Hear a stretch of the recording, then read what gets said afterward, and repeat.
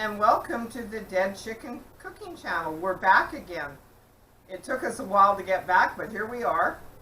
Today I'm going to make for you my lasagna that I always make, and I have already showed you the recipe, and we're going to actually bring the camera around to the counter so you can see exactly what the ingredients look like that go into it. And then after we show that, I will chop them up off camera and get it cooking on the stove, so this won't be such a long video because it would take over half an hour for all that to take place. So now we're going to just show you the ingredients here. Okay, so this is what our ingredients look like. This is the cottage cheese mixture that I use, and it's already pre-mixed here to save time. And then this is my parsley, cilantro, thyme, and some basil and oregano that I got out of the garden. Then of course these are all quite self-explanatory. And then I always use this type of tomatoes here that have the herbs and spices in them. They're diced. And then this is the tomato paste that I use, and it has the herbs and spices as well. And then okay, we're back now, and this is our meat mixture that's been cooked with the vegetables. Just showing you how it looks when it's ready to have all the tomatoes and sauce, etc. And I also have done my spices here, as well as cut up fresh ones that are already in there. And that's how much spice you need in I use a lot of spice because it adds a lot of flavor. If you don't use much spice, it's going to taste pretty blah. So that's my spices. And now, one by one, we will add, I start with the tomatoes. Those are my diced tomatoes. And I'll stir them in, and then I'll add the sauce. Sorry, just moving the camera.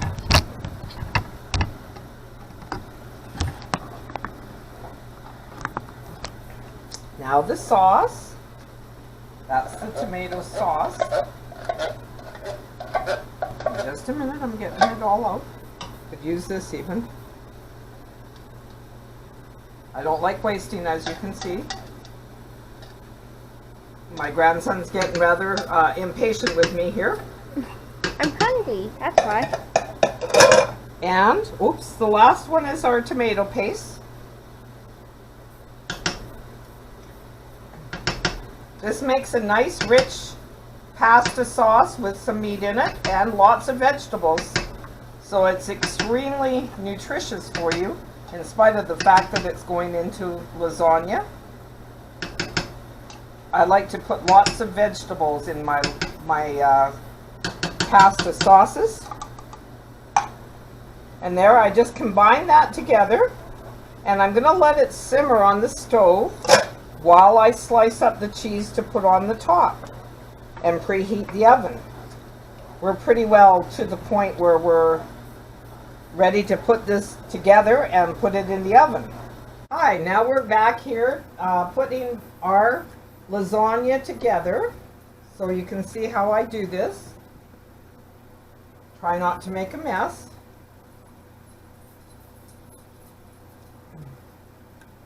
It's a fairly easy process. You just add some meat and sauce and keep alternating. I mean, the meat, sauce, and the lasagna noodles, pardon me. So, there we go. That's about right. And then I put some of the noodles on top of that.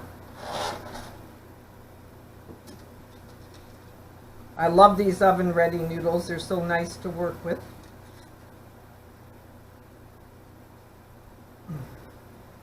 So there we go for the first couple. And now, just to make it simpler, I'm just going to dump some in there, about half of that, because that's what we need. And then we'll put some more noodles on top of that.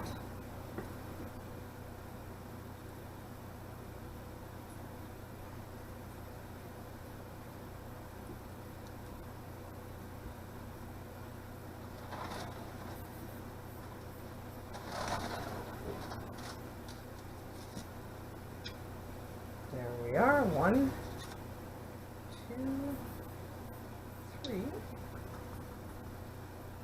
and then I put this cottage cheese preparation that I've already prepared as per the recipe that we have, and that goes on top of this.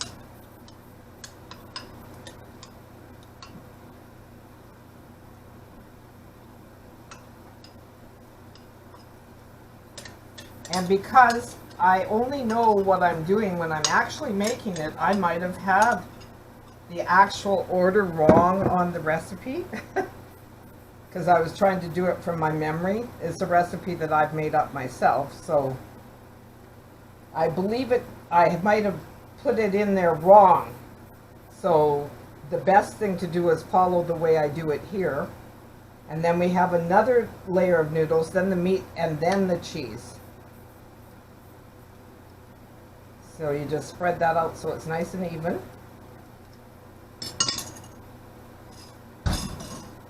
And then we put another layer of the noodles in.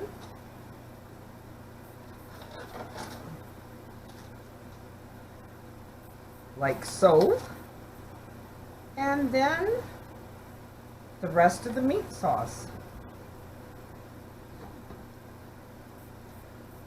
goes on there. And my oven just beeped to tell me I'm ready, so this is pretty good timing because all that's left to do is put cheese on this. Now I'll just smooth that meat sauce out.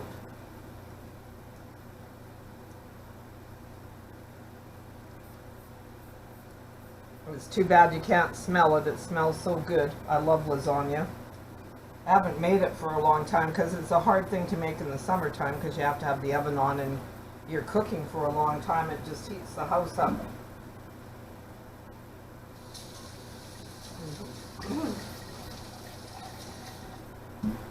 Okay, and now just to put the cheese on there. Just had to clean my hands off because I had a bit of sauce on them. Hopefully I have enough cut so I don't have to cut some more.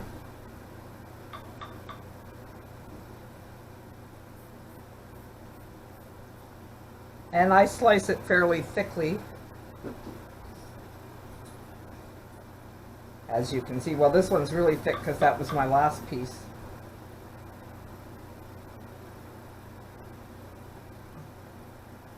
You can buy pre-sliced cheese, but I find it better to just slice my own. It's much cheaper than buying a package of sliced cheese.